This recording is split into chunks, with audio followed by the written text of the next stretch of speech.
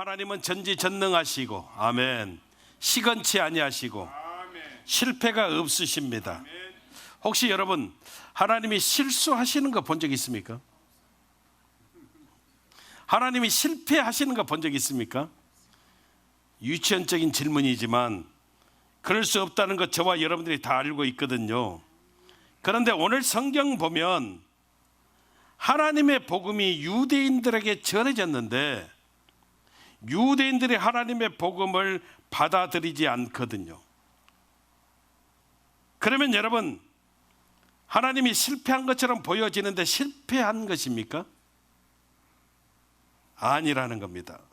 물론 유대인들의 관점에서 본다면 잠깐 그렇게 보여질 수도 있겠지만 더 큰 관점으로 보면 이 모습을 통해서 이방인들이 구원을 받게 되어졌고 그 이방인들의 구원을 통해서 유대인들을 구원하시기를 원하시는 그 하나님의 계획하심, 이런 모습으로 접근할 때 로마서 11장의 말씀들이 다 납득이 되어진다는 겁니다. 여러분, 유대인들 버린 게 아니라는 것이죠. 하나님은 구원받은 이방인들을 통해서 유대인들을 구원케 하시기 원하시는 하나님의 계획하심이다. 여기에 대해서 기록하고 있는 것이 로마서 11장 11절에서 12절까지 말씀입니다. 우리 같이 중반부에 그들이, 거기서부터 읽어보겠습니다. 시작. 그들이 넘어짐으로 구원이 이방인에게 이르러 이스라엘로 시기나게 함이니라. 12절. 그들이 넘어짐이 세상의 풍성함이 되며 그들의 실패가 이방인의 풍성함이 되거든 하물며 그들의 충만함이리요. 이게 무슨 말이냐면 그들의 넘어짐이 세상의 풍성함 되고 그들의 실패가 이방인의 풍성함이 된다. 이 말은 그들의 넘어짐, 실패함을 통해서 하나님이 유대인들을 버리신 것이 아니라 오히려 더 큰 관점으로 보면 세상과 이방인들을 구원하고 결국 유대인 그들을 구원하시는 하나님의 큰 그림이 되어짐을 설명하고 있다는 겁니다. 그러면 하나님께서 그렇게 일부러 하시는 겁니까? 그건 절대 아니라는 겁니다. 여러분, 유대인들에게 하나님의 복음이 전해지면 유대인들이 그대로 받아들이면 되는 거잖아요. 그런데 유대인들이 하나님의 복음을 받지를 않습니다.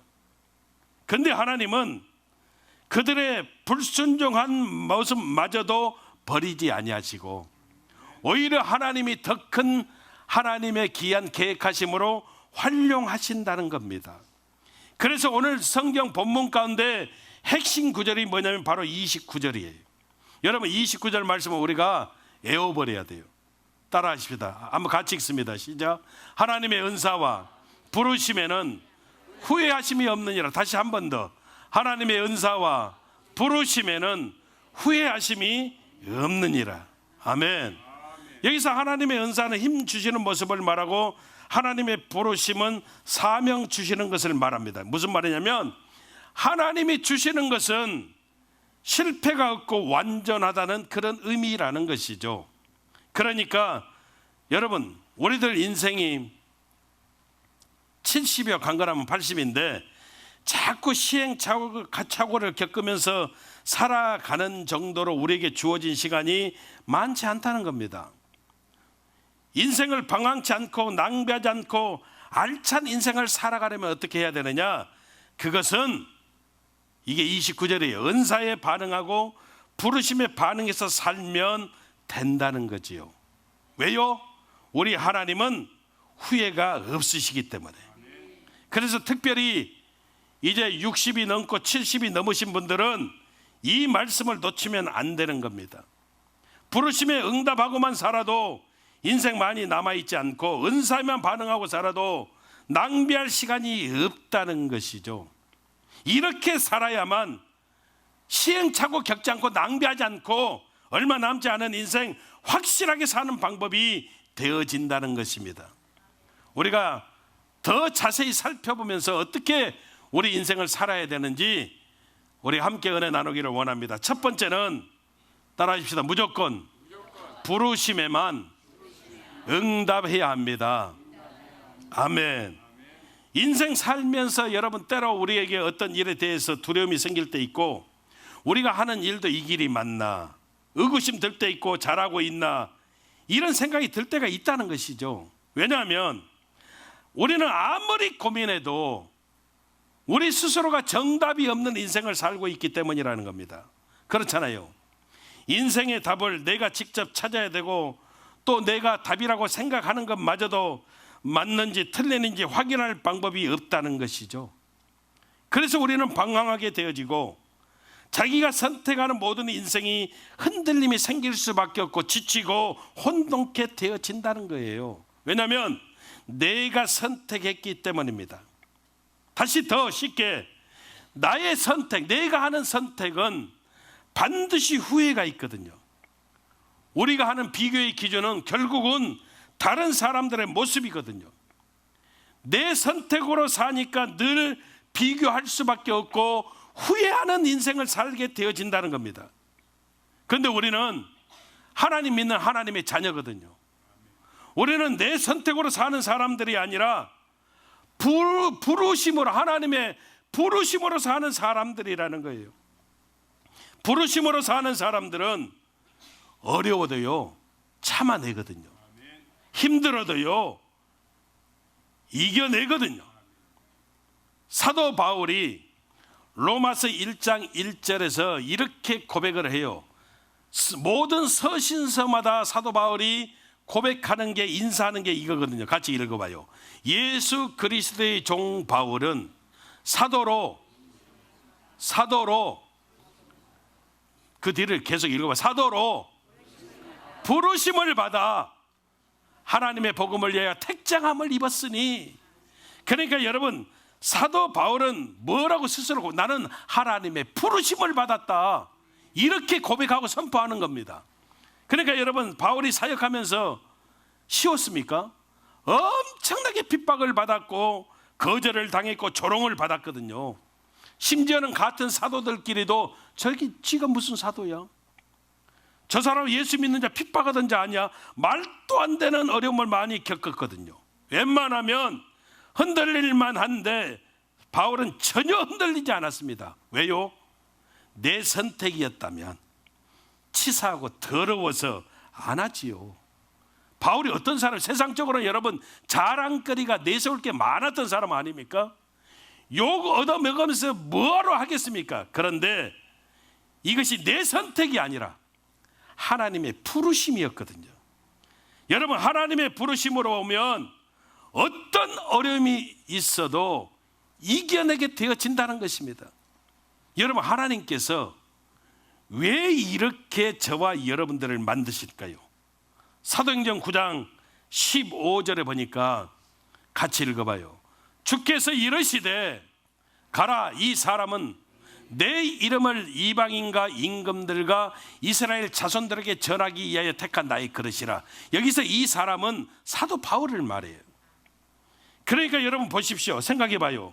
예수님 이름을 전하기 위해서 하나님이 부르셨고 택정하셨다는데, 여러분 작은 어려움 때문에, 문제 때문에 쉽게 흔들리겠습니까? 아니라는 겁니다. 우리가 예수 믿는 성도, 하나님의 자녀인데, 우리 교회는 없지만은 다른 교회 보면은 여러분 교회도 자기 선택으로 하는 사람이 있고 사명도 내 선택으로 나온 사람들이 있거든요. 이런 사람들은 여기저기서 들리는 소리에 흔들리고 교회가 그랬디야, 누가 봤디야, 이 여러분 말에 흔들려서 시험 찾아오거든요. 교회 안 나오거든요. 여러분, 부르심이 아니라 내 선택으로 살기 때문에 그래요. 신앙에는 여러분 세 가지 삼원칙이 있다라고 그랬잖아요. 시작. 예배. 할렐루야. 누가 그랬어요? 예배. 두 번째 기도. 세 번째 선교. 여러분, 이게 신앙의 삼원칙이에요. 이건 절대로 변하지 않는 진리입니다. 진리. 근데 여러분, 우리가 부르심으로 살면, 예배로의 부르심, 기도로의 부르심, 선교, 하나님을 전하는 자로 부르심, 이렇게 살면 여러분 어떤 일이 있어도 우리가 예배자가 되고요, 기도자가 되고요, 하나님의 이름을 전하는 복음 전도자가 되는 거예요. 시간 있으면 나오고 피곤하면 안 나오고 절대 여러분 이런 모습이 없다는 거죠. 여러분, 저와 여러분들이 부르심으로 살면 타협치 않고요, 흔들리지 않게 되어짐을 우리는 분명히 깨달아야 되는 겁니다. 그래서 우리는 어떤 일이 있어도 부르심에 응답할 때 흔들림이 없는 거 믿으시기를 주님 이름으로 축원합니다. 따라합시다. 인생은 부르심으로 가야 승리합니다. 아멘. 세상은 여러분 우리들에게 인생 경쟁이야. 아닙니다. 여러분, 인생은 모든 것이 부르심이다. 이것만 붙들면 우리는 멋있는 인생 살게 되어진다는 겁니다. 부르심으로 인생을 해석하면은 이런 거거든요. 내 입장에서 볼 때 하나님의 부르심과 은사에는 후회하심이 없느니라. 여러분, 내 입장에서 볼 때 인생은 수동태거든요. 이게 정답이 이렇게 살아야 돼요. 여러분, 하나님이 하라면 하고, 아멘. 내가 하는 게 아니거든요. 하나님이 하지 말라 하면 안 하고, 내가 결정하는 게 아닙니다. 인생은 수동태로 사는 거예요. 그러니까 여러분, 내 입장에서 보면은 여러분 순종이거든요. 순종. 근데 하나님의 입장에서 본다면 능동태예요. 하나님의 관점에서는 시작과 완성이거든요. 그래서 빌립보서 1장 6절에 보면 너희 안에서 착한 일을 시작하신 이가 그리스도 예수의 날까지 이루실 줄을 우리는 확신하노라. 그러니까 하나님의 입장에서 보면 시작과 완성이 되어짐을 성경은 우리들에게 말씀해 주고 있어요. 그래서 우리가 하나님의 부르심에 응답할 때, 즉 순종할 때 승리하는 놀라운 역사가 나타나게 되는 것 믿으시기를 주님 이름으로 축원합니다. 두 번째는 여러분, 논리상으로는 은사, 이 은사에 응답하면 후회가 없다라고 하는데 따라합시다. 은사는 힘을 주시는 겁니다. 아멘. 여러분, 은사는 하나님 우리에게 힘을 주시는 거예요. 각자 하나님이 사람들에게 주시는 은사가 다르거든요. 아멘. 그래서 각양 은사 그렇게 이야기해요. 아멘. 근데 은사가 뭐라고요? 하나님이 힘을 주시는 거예요. 제가 아는 목사님이 계시는데 아주 친하지는 않지만 이 목사님이 날 때부터 소아마비로 나셨어요. 핸디캡을 가지고 나셨어요. 하나님 부르셨거든요. 주의 종이 됐습니다. 이분이 영성도 좋으시고 찬양도 잘하셔요. 찬양도. 지금 목회도 잘하셔요. 목회도.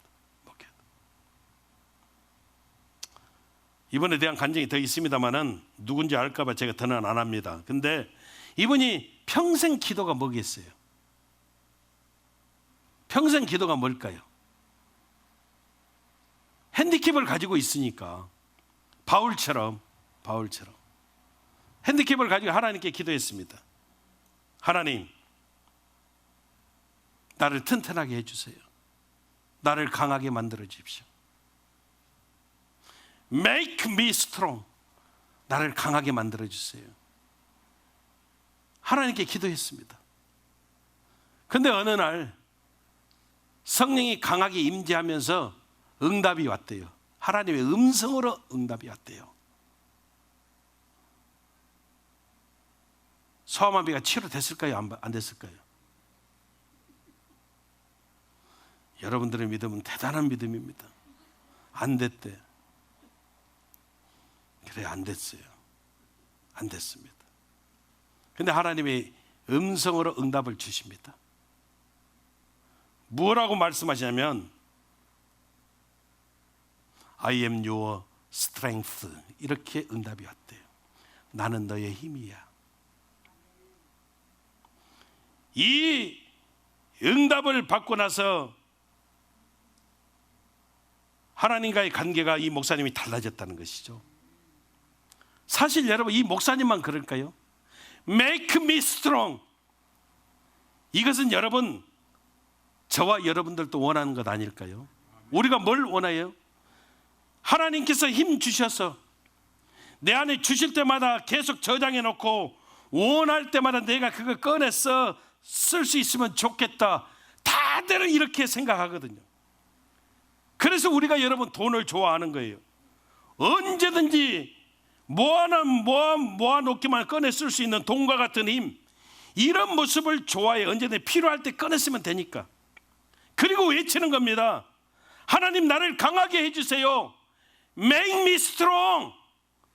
계속 우리가 외치는 겁니다. 그런데 우리 하나님은 그게 아니라는 겁니다. 하나님은요, I am your strength. 내가 너의 힘이야. 여러분, 하나님은요, 다른 건 아니잖아요. 무슨 말입니까?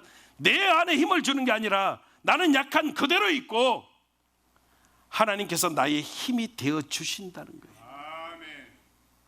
이걸 철저하게 깨달았던 사람이 누구냐면 다윗입니다. 다윗도 처음에 기도는 Make me strong이었습니다. 하나님, 나를 강하게 해주십시오. 근데 하나님이 말씀하셨어요. 깨닫습니다. 그래서 다윗의 기도가 달라졌습니다. 나의 힘이 되신 여호와예요. 내가 주님을 사랑합니다. 여러분, 나를 강하게 만들어 주시는 게 아니라 하나님께서는 내가 너의 힘이야. 내가 너를 도와줄게. 이렇게 말씀하신다는 겁니다. 왜 이렇게 만드시는 걸까요? 왜 우리를 튼튼하게 강하게 만들어 주시지 않으시고 I am your strength, 내가 너의 힘이야, 이렇게 말씀하시는 것일까요? 고린도전서 12장 31절에 보니까 너희는 더욱 큰 은사를 사모하라. 내가 또한 가장 좋은 길을 너희에게 보이리라. 여러분, Make me strong, 이렇게 원하는 저와 여러분들로 하여금 하나님이여 I am your strength, 이렇게 응답을 주시는 까닭은 저와 여러분들로 하여금 하나님을 더욱 의지하게, 더욱 큰 은사를 사모하게, 우리가 하나님께 맡겨야 가장 좋은 길을 보여주시는 하나님의 역사가 있기 때문에 이렇게 만들어 주신다는 겁니다. 그래서 은사의 형태는 하나님의 힘으로, 하나님의 능력으로 우리 삶 속에 찾아오는 거예요. 그래서 우리들이 인생 강해지는 데 목숨 걸면 안 되고 약해져도 괜찮다는 거예요. 왜요? 하나님이 나의 힘이 되시기 때문에. 결국 겸손한 자가 어떤 사람입니까? 여러분, 하나님이 힘이 되는 인생을 사는 사람이에요. 독불장군 되지 않고 항상 열린 마음으로 내가 스트롱맨 되는 게 아니라 하나님이 나의 힘이 되시는 그런 인생 살 때 우리가 강하게 쓰임받는 놀라운 역사가 있음을 올해는 잊어버리면 안 되는 것입니다. 하나님의 은사와 부르심에는 후회하심이 없느니라. 저와 여러분, 그 부르심에 순종해야, 하나님의 은사에 응답해야 하나님의 뜻을 이루는 확실한 인생을 살게 되어지는 역사가 있음을 올해는 분명하게 믿어야 되는 것입니다. 마지막으로 영적인 팁 하나요. 부르심의 반대가 뭘까요? 하나님의 부르심의 반대는 내가 선택하는 거예요. 내가 선택하는 거예요. 반대예요. 반대. 하나님의 힘의 반대가 뭘까요? 내 힘으로, 내 수고로 사는 거예요. 내 힘으로.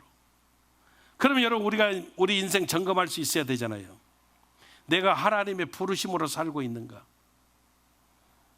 내가 하나님의 은사로 살고 있는가?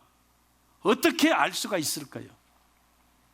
그것은 여러분, 내가 하나님의 부르심, 은사로 살고 있는 증거가 뭐냐면 바로 기쁨이에요. 기쁨. 내 안에 기쁨이 있는가? 여러분들이 확인해 보시기 바랍니다. 하나님 믿는 성도가 하나님 앞에서 받는 보상이 뭐냐면 바로 기쁨이에요. 하나님의 부르심으로 살아가면 기뻐하지 말라고 해도 내 안에 기쁨이 넘쳐나고요, 하나님의 은사로 응답하고 살아가면 내 안에 기쁨이 넘치게 된다는 거죠. 내 선택으로 살아보십시오. 내 힘으로 살아보십시오. 답도 모르는데 어떻게 여러분 기쁨이 있겠어요? 잠깐 기쁨이 생길지는 몰라도 오래가지 않습니다. 여러분, 내 힘으로 내 선택으로 살면요 그냥 짜증나고요, 지치고 피곤하고 맨날 하는 소리가 자기만 억울하대, 나만 억울하대, 나만 이런 일이 생긴대. 그렇게 된다는 것입니다. 우리가 하나님의 부르심, 하나님의 은사에는 후회하심이 없느니라. 우리 마음 신비에 새기고요, 그래서 하나님의 부르심에 순종하고 은사로 응답하는 삶을 살아갈 때 내 안에 하나님의 뜻이 이루어지는 놀라운 역사가 있음을 우리는 잊어버리면 안 되는 것입니다. 정말로 우리 교회가, 우리 성도님들이 하나님의 부르심에, 하나님의 은사에 순종하고 살아가는 그런 모습이 됐으면 좋겠습니다. 아니, 그렇게 살고 싶습니다. 이것이 저와 여러분들의 고백되어지는 축복 되시기를 주님의 이름으로 축원합니다. 기도하겠습니다.